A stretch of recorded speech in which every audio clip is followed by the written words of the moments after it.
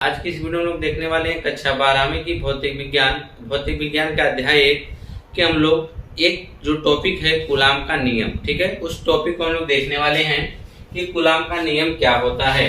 तो देखिए, कूलाम के नियम का हमने डेफिनेशन यहाँ पे लिख दिया है ताकि आपको समझने में और लिखने में, इसकी नोट्स बनाने में आसानी हो। ठीक है, देखिए क्या क्या है कूलाम के नियम। यानी कूलाम जो है आपके एक साइंटिस्ट हैं, उन्होंने क्या नियम दिया है आवेशों से संबंधित। उन्होंने नियम दिया है कि किन्हीं दो स्थिर बिंदु आवेशों के बीच कोई दो स्थिर आवेश हैं, Q1 और Q2 यहाँ पे दे रखा है। हमारे पास दो स्थिर आवेश हैं, तो वही कहा गया किन्हीं दो स्थिर बिंदु आवेशों के बीच कार्यरत वैद्युत बल दोनों आवेशों के परिमाणों के गुणनफल के अनुक्रमानुपाती तथा उनके बीच की दूरी के वर्ग के व्युत्क्रमानुपाती होता है। उनके कहने का मतलब क्या था कि यह दोनों जो आवेश हैं, इन दोनों आवेशों का जो परिमाण होगा, इन दोनों आवेशों के परिमाण का जो गुणनफल और इनके बीच की दूरी जो r है, इसके वर्ग का जो व्युत्क्रमानुपाती होगा, इन दोनों आवेशों के बीच लगने वाले आकर्षण या प्रतिकर्षण बल के क्या होगा, बराबर होगा। ठीक है, अब देखिए दो आवेश हैं, अगर समान आवेश होंगे तब तो प्रतिकर्षण बल लगेगा, अगर विपरीत आवेश होंगे तो कौन सा बल लगेगा, आकर्षण। जैसे मान लीजिए यहाँ पर यह प्लस Q1 जो है यह प्लस हो और यह माइनस हो, तो दोनों आवेश हैं, इन दोनों आवेशों के बीच में आपका विपरीत आवेश है तो आकर्षण बल लगेगा और समान आवेश है तो प्रतिकर्षण बल लगेगा। अगर बल लग रहा है तो कितना बल लगेगा, तो उसी से संबंधित जो डेफिनेशन है कि दोनों आवेश जो होंगे, इन दोनों आवेशों का जो परिमाण होगा उसका गुणनफल और इन दोनों के बीच की दूरी के वर्ग का व्युत्क्रमानुपाती जो भी आएगा वह इसके लगने वाले बल के क्या होगा, बराबर होगा। ठीक है, तो यह होगी इसकी डेफिनेशन। तो हम इसका फार्मूला कैसे निकालेंगे, उसके लिए हमको लिखना पड़ेगा। क्या लिखना पड़ेगा, यहाँ पे दो आवेश दे रखे हैं। कितने आवेश दे रखे हैं, दो आवेश दे रखे हैं। तो लिखेंगे यदि दो स्थिर आवेश, यदि दो स्थिर आवेश, आवेश स्थिर है, ठीक है, यदि दो स्थिर आवेश Q1 व Q2 हो तो इनके बीच हो तथा इनके बीच की दूरी, इनके बीच की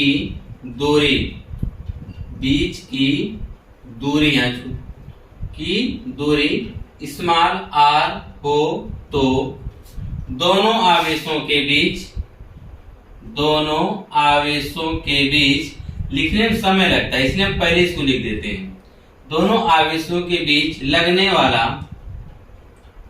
वाला बल जो होगा वह F।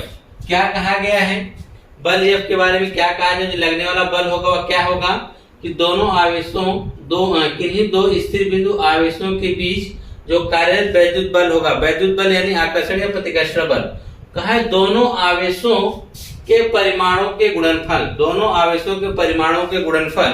तो दोनों आवेशों का जो गुणनफल होगा वह क्या होगा, Q1 व Q2 क्या परिमाणु गुणनफल के अनुक्रमानुपाती होगा। ठीक है, तथा उनके बीच की दूरी क्या है, r के वर्ग मतलब r का स्क्वायर के व्युत्क्रमानुपाती, मतलब इसके अपोजिट यानी बटा में होगा r स्क्वायर, और यह क्या होता है अनुक्रमानुपाती का चिन्ह हम लगा दिए हैं। ठीक है, इन्हें कहेंगे F अनुक्रमानुपाती Q1 Q2 अपान r स्क्वायर होता है। हम जानते हैं कि जब अनुक्रमानुपाती चिन्ह हटाते हैं तो एक नियतांक लगाते हैं, वह नियतांक क्या होता है, k।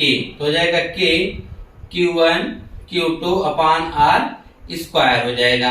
ठीक है, इतना क्या आएगा, न्यूटन।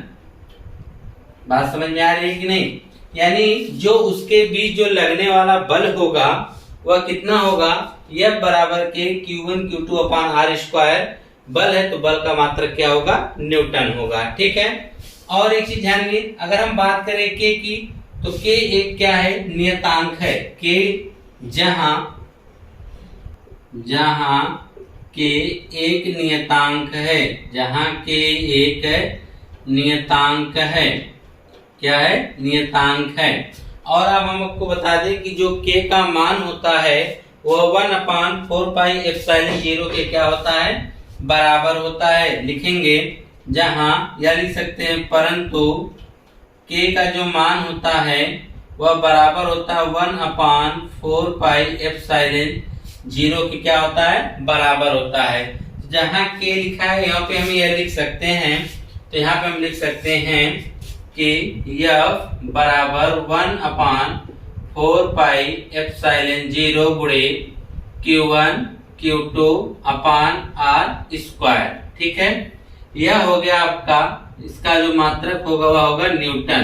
तो यह आपका जो फार्मूला निकल कर आया है, यह दोनों आवेशों के बीच लगने वाले आकर्षण या प्रतिकर्षण बल के लिए जो फार्मूला आया है F बराबर 1/4πε0 गुणे Q1 Q2 अपान R स्क्वायर आया है। ठीक है, और प्रयोगों द्वारा इसका जो मान निकल कर आया है, किसके द्वारा, प्रयोगों के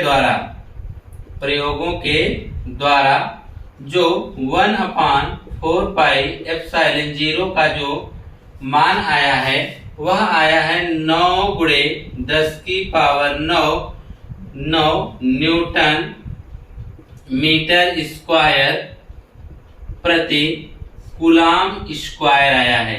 इतना क्या है कि जो इसका जो मान आया है, इसका 1/4πε0 का जो मान आया है 9 गुणे 10⁹ न्यूटन मीटर स्क्वायर प्रति कूलाम स्क्वायर आया है। ठीक है, तो यह हो गया कूलाम के नियम।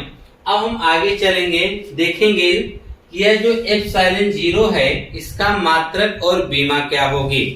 ठीक है, इसकी आप शॉर्ट स्क्रीन ले लीजिए। ठीक है, अब इसको मिटा के हम लोग चलते हैं 1/4πε0 जो है, ε0 की बीमा कैसे निकालेंगे। ठीक है, यहाँ नीचे हम निकाल लेते हैं उसकी मात्रक और बीमा।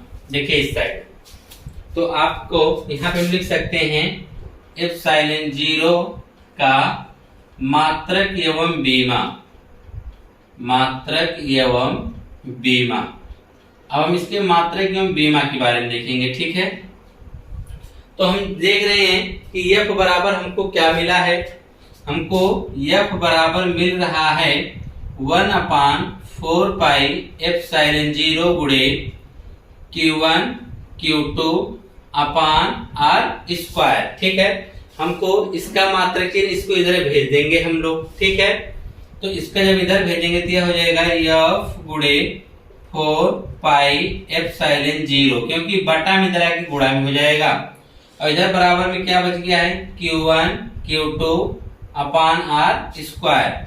हमको देखिए F का ε0 का हमको बताना है मात्रक, इसलिए इसको इधर भेजेंगे तो ये F को इधर भेजेंगे तो बटा में आ जाएगा, तो जाएगा 4πε0 बराबर Q1 Q2 बटा में जो यहाँ पे हम बराबर लगाएंगे। ठीक है, और ये चीज थोड़ा सा नीचे लिख देते हैं 4πε0, तो यह R स्क्वायर जो ऑलरेडी था उसी में गुणे क्या हो जाएगा, F हो जाएगा।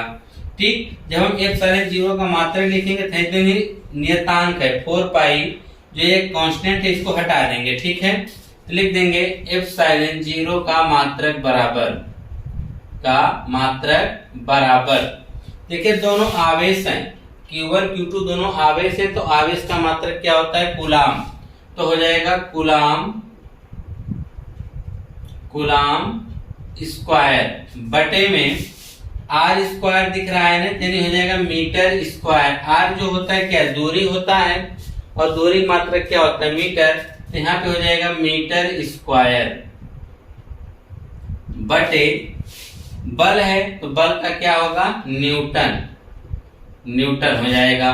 तो यहाँ पे लिख सकते हैं ε0 का जो मात्रक आ रहा है वह कितना मात्रक आया है, वह आया है कूलाम, सॉरी यहाँ प्रति नहीं रहेगा, सिर्फ न्यूटन स्क्वायर। देखिए यहाँ पे गुणा रूप में है तो मीटर स्क्वायर न्यूटन हो जाएगा। ठीक है, तो इसका जो मात्रक आएगा वह आएगा कूलाम स्क्वायर प्रति मीटर स्क्वायर न्यूटन, यह आएगा ε0 का मात्रक। अगर इसकी हम बीमा की बात करें, बीमा की, तो इसकी बीमा हम किस प्रकार से निकालेंगे, तो एप्सिलॉन जीरो की बीमा निकालनी थी, इसको हम बड़े कोष्टक में कर देंगे बराबर, ऊपर कूलाम है तो कूलाम का जो बीमा होता है वह 80 होता है। कितना होता है? 80। कूलाम जो होता है क्यू बराबर क्या होता है? क्यू बराबर होता है IT, I यानी एम्पियर, एम्पियर का ए, समय का टी, तो हो जाता है 80। किसका? कूलाम का। तो ऊपर कूलाम का स्क्वायर है इसलिए हो जाएगा AT। अगर इसका स्क्वायर है इन दोनों का भी 2 घात हो जाएगा, ठीक है। बटे में हम यहाँ नीचे देखेंगे तो मीटर स्क्वायर, मीटर का क्या हो जाएगा? यल स्क्वायर, ठीक है। ये नीचे अब दूसरे कोष्टक में आप देखेंगे न्यूटन है, तो न्यूटन जो होता है बल, बल का मात्रक होता है न्यूटन। तो बल यह पर क्या होता है? यम गुणे ए। तो यम का जो होता है मीटर, इसका यम हो जाएगा ए यानी मीटर प्रति सेकंड स्क्वायर, यानी हो जाएगा यल टी की पावर -2। यह बल की बीमा होती है, तो यहाँ पे हम लिख देंगे यम यल टी की पावर -2। अब सबको हम ऊपर लेके चलते हैं, तो वहां पे आपका ऊपर देखिए जाएगा तो हो जाएगा ए स्क्वायर टी स्क्वायर, ठीक है। अब उसके बाद यल भी ऊपर जाएगा तो क्या हो जाएगा? यल की पावर -2 हो जाएगा। फिर नीचे देखिए यह सब भी ऊपर जाएंगे तो एम की भी पावर -1 हो जाएगा और यल की भी पावर -1 हो जाएगा, टी की पावर माइनस से क्या हो जाएगा? प्लस हो जाएगा, ठीक है। यह हो गया। तो अब यहाँ नीचे हम लिख देते हैं एप्सिलॉन जीरो की बीमा बराबर, तो सबसे पहले हम यम को लिखते हैं। तो देखेंगे यम यहाँ पर सिर्फ एक ठो है, तो यहाँ पे हम सिर्फ यम लिखेंगे तो यह हो जाएगा यम की पावर -1। यम के बाद यल, यल में एक ठो यहाँ पे है और कहीं पर यल 2 यहाँ पर है, तो -1 और -2 मिलकर कितना हो गया? -3। यम यल टी, अब टी को जोड़ेंगे, टी 2 ठो यहाँ पर है और टी 2 ठो यहाँ पे, दोनों प्लस में है तो टी की पावर कितना हो जाएगा? 4। यम यल टी हो गया। अब बचा ए, ए में देखेंगे केवल 2 ठो है यहाँ पर, तो हो जाएगा ए की पावर 2, ठीक है। इसको भी हमने क्या कर दिया? कोष्टक में कर दिया। यह हो गई एप्सिलॉन जीरो की बीमा। क्या आया? यम की पावर -1, यल की पावर -3, टी की पावर 4 और ए की पावर 2 आया, ठीक है। तो इस प्रकार से आपने यह देखा किसकी बीमा? एप्सिलॉन जीरो की बीमा और मात्रक देखा, ठीक है।